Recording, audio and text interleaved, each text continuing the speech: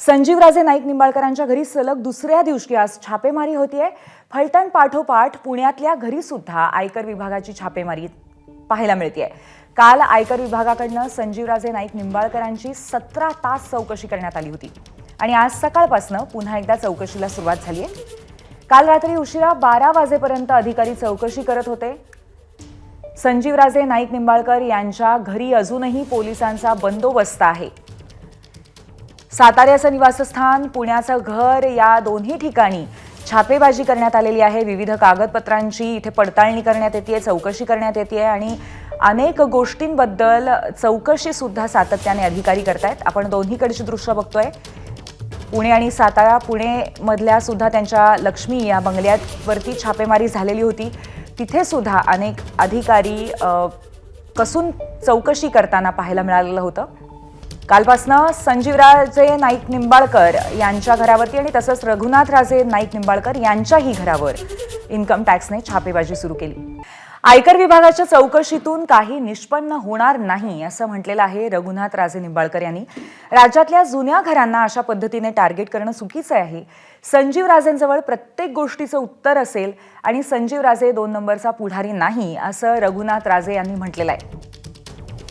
रघुनाथराजे नाईक निंबाळकर यांच्या सुद्धा घरावरती छापेमारी करण्यात आलेली आहे, परंतु या सगळ्या प्रकरणाबद्दल त्यांनी प्रतिक्रिया दिली आहे।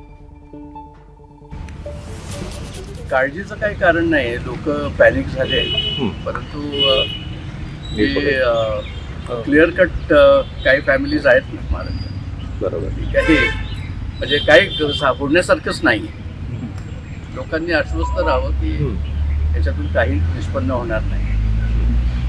जरा हाच वेळ जरा इतर काही लोकांना दिला तर बरं होईल। तर यांनी चौकशी करून घ्यावी, संपूर्ण चौकशी करावी, काही चौकशी करावी। प्रत्येक गोष्टीचं उत्तर या ठिकाणी आहे, प्रत्येक गोष्टीचा हिशोब या ठिकाणी दिला जातो। दरम्यान पुण्यातल्या घराबाहेरनं आढावा घेतला आमच्या प्रतिनिधींनी।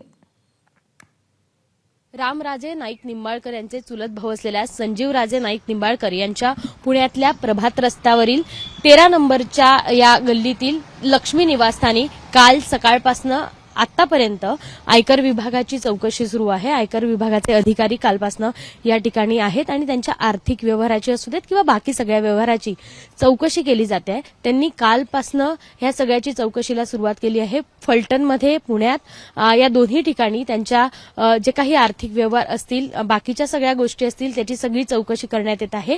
यासोबतच पुणे पोलिसांचा एक कर्मचारी देखील या ठिकाणी तैनात आहे। आपण बाजूला जर बघितलं तर त्यांच्या ज्या काही आलिशान गाड्या आहेत, त्यांचा हा बंगला आहे, त्यासोबतच त्यांचे जे काही व्यवहार आहे, व्यावसायिक व्यवहार आहे, याची देखील चौकशी करण्यात येत आहे। मागील 24 तासांपासून हे धाड सत्र अजूनही सुरू आहे।